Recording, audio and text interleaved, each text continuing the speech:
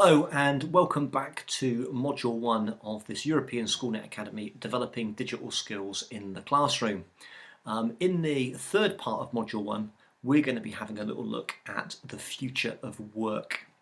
Now, it's a great presentation on SlideShare, and we'll talk more about SlideShare in future modules by Jeff Brenneman, and he does a great presentation on the future of work. So I borrowed the presentation here. And I'll narrate to it to kind of set the scene a little bit about what work might be like in the future. The future of work. Consider this. 10 years ago, there were no social networks. 10 years before that, we didn't really even have the web. If you work in web programming, online marketing, or the mobile phone industries, your job didn't even really exist 20 years ago. Who knows what jobs will exist in 20 years from now? The people out of work today will soon find jobs again. But of course the difference is the work just won't be the same. So what is the future of work? Firstly, the future of work is transparent. No one's just going to take your word for it anymore. In the past, productivity was difficult, if not impossible to measure. Businesses wasted millions of euros every year paying for employee downtime. Now time and task tracking tools are revolutionising productivity measurement. Each employee's work can directly be tied to the bottom line of how much they're benefiting a business. The more productively you work, the more money you make. The future of work is flat. No one's going to complain about their commute in the future. The real estate mantra is location, location, location. But the future of work mantra will be communication, communication, communication. Work used to be considered a place. The only option for communication was landline phones or snail mail.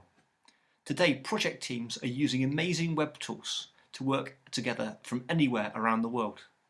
Tools like Skype have made long-distance calling virtually free.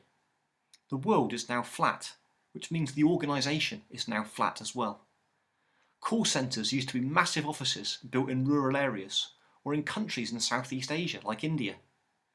But people have started to change that. As early as 2004, JetBlue started revolutionising, allowing 700 customer service reps to work from home with no central office.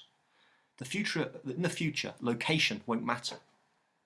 The future of work is competitive. No one's going to have to pay you just for having a degree. Across Europe, the amount of people getting a degree is growing. The problem is, college is the new high school. University is the new college. And the informal education is going to be more accessible than ever before. AcademicEarth.org, for example, posts courses online for free, along with top universities like Stanford, MIT, and Oxford University. There's no longer going to be an excuse not to know. Competitions for jobs is no longer going to be limited to where you live. It's going to be commonplace to hire vendors and workers and contractors from across the planet. 1 in 4 organisations plans to increase in spending on outsourcing this year. That's up by 25% or more. According to interviews with more than 500 key executives, the key benefit of outsourcing isn't saving money, it's innovation. In some cases, your competition isn't even limited to other individuals. Crowdsource, to split a task into smaller pieces and unleash it to millions of people around the world. Wikimedia has over 13 million articles, all written and maintained by the crowd. Threadless finds t-shirt designs to sell by submitting them and the people vote on them and they vote for their best designs. Consider reCAPTCHA. Multiple projects are currently digitising physical books, but computers can't always decipher and scan the text. reCAPTCHA works by presenting people with 2 words to type when they go to create a new account on a partner website. The first word verifies you're human, the second word is scanned from a book that your computer could not read. Roughly 200 million reCAPTCHA puzzles are solved each day. Each one takes about 10 seconds, but in total they amount to over 150,000 hours of work every day, completely crowdsourced to internet users. To stay employed in the workforce in the future, you need to stand out. The future of work is on demand. No one's going to guarantee you a lifetime career in the future. Many businesses are choosing contract relationships over hiring new employees. The word career is as outdated as the word typewriter. Project teams at work are beginning to reassemble. Movie production teams, independent individuals with unique talents got together to work on a company's project. In the end, they all go their separate ways. They might work together again in the future, they might not. Virtual teams, a group of individuals who work across time, space and organisational boundaries using collaboration technology.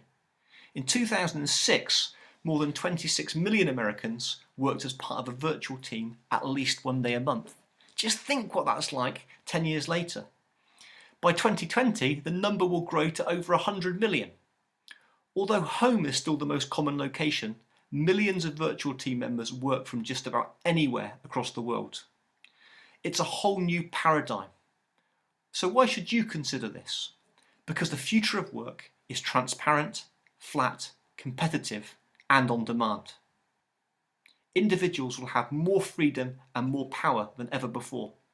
Your earning potential will be based on merit, not location. Employers will have access to larger, more skilled workforce, because the future of work is you. Well, I hope that you enjoyed that brief presentation on the future of work by Jeff Brenneman. There really is some fantastic visuals that he's got there, and he also makes some interesting points. If we were to pick up the main points from the presentation though, it would probably look a little bit like this. The transition from 20th century practices to 21st century practices. The removal of top-down hierarchies to nimble organisations with open and transparent communication. Not just competing for market share, but creating new markets. A move from job-based work to project-based work, from organisation-centric to people-centric. A situation where companies had command and control to increasingly systems which are based on trust. A removal of organisational hierarchy to networks and relationship-based employee. That work from work-life balance to that notion of life work, and from moving from having a 30-year career to perhaps having 10 or more jobs by the time that you're 40.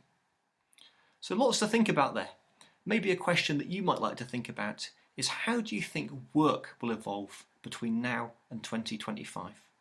Remember that you can use all of the tools that are available for you as part of the European SchoolNet Academy course to discuss this with your peers and colleagues from across Europe.